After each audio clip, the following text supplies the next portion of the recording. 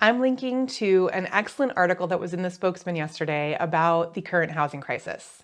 A national study from Florida Atlantic University and Florida International University in April ranked Spokane 7th on its list of the 100 most overvalued housing markets in the nation, with home prices more than 54% above where they should be based on past pricing trends.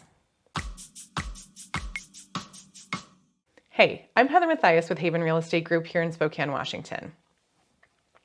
Now, I haven't yet read the study, and I do sort of take issue with the phrase should be. The factors that affect housing prices are many and they are complex. A better way to state it might be that historically, the Spokane housing market has appreciated at a range between 3 and 5%. And over the past 2 years particularly, we've seen price gains close to 25%.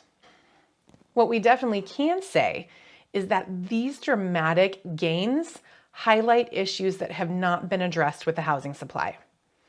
At the simplest level, those issues are due to the fact that we've simply not built enough of any kind of housing for the past 10 years. This is not unique to Spokane, of course. And the fact that it's not unique to Spokane can help us connect to the fact that it's not due to a huge influx of people migrating to the area, but rather that the younger generation has aged into readiness for homeownership, and we've simply not built for them like we did for past generations.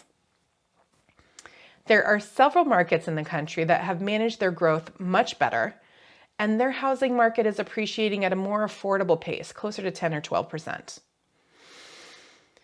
Now that mortgage interest rates are starting to rise, we will start to see a slow in the outrageous inflation. But the upshot is that the vast majority of folks who live here can no longer afford to buy a home. Increasing mortgage interest rates affect how much of a purchase price you can afford, not how many houses are available. And in addition to that, rising interest rates also affect home builders. So our already limited supply is probably going to continue to fall.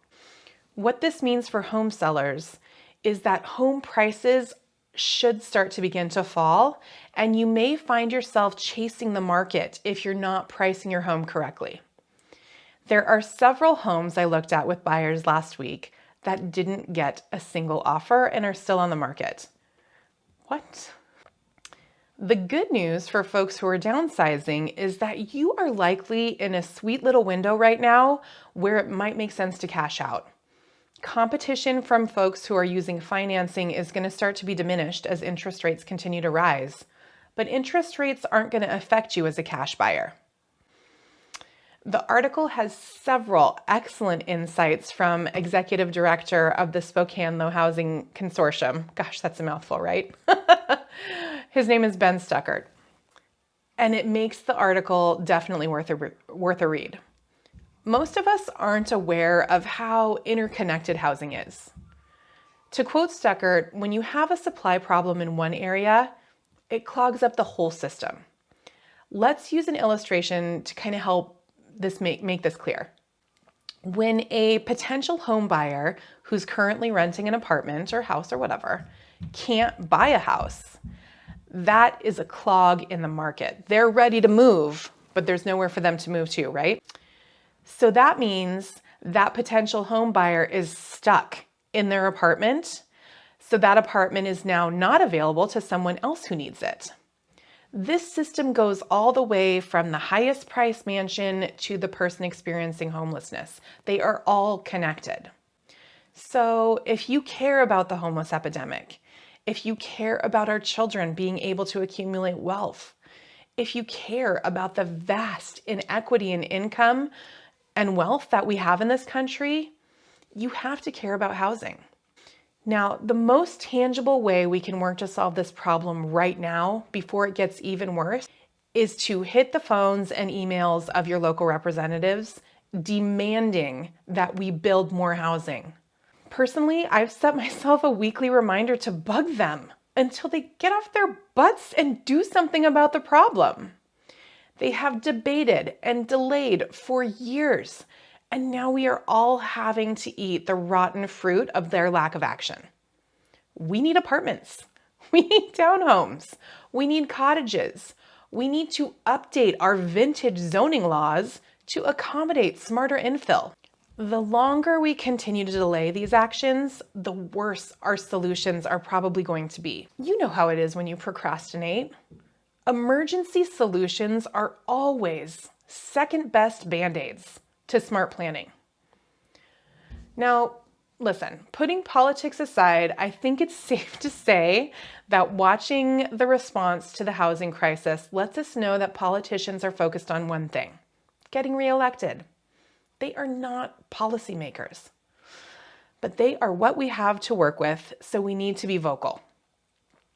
The voice against smart infill has had a long run of being very vocal, and look where they've got us. There are so many smart people who know how to solve this crisis. It's not rocket science, but it is, planning and engineering. It is time to employ them. It is time to bring them into the planning process. It is also time to educate and overcome those well-intentioned folks who think they're preserving our community when they refuse to let any building take place. But they're clearly not experts in housing and did not have the wisdom to anticipate the crisis they were creating. Let me end with a real-life example. I have a buyer who's been long retired, whose husband died a few months ago. Unfortunately, her husband had been suffering from undiagnosed dementia for years and was continuing to manage their finances during that time. Homeownership should have protected her, and it did. She sold their family home and was able to pay off lots of debt that had been acquired without her knowledge. And now this sweet woman who has been a pillar of the community for the past 30 years cannot find a smaller home in the area where she has spent most of her life. Her friends, her doctor, her grocery store, they're all there and she doesn't want to leave them. But because we've collectively failed to anticipate that people are going to eventually want to downsize in the area where they currently own, there are no smaller homes for her to buy.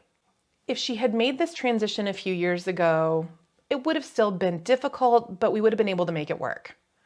She would have been able to stay close to home. But all of those homes, my friends, are now gone. And we refuse to build any more. Unfortunately, this crisis is likely to continue to get worse before it gets better.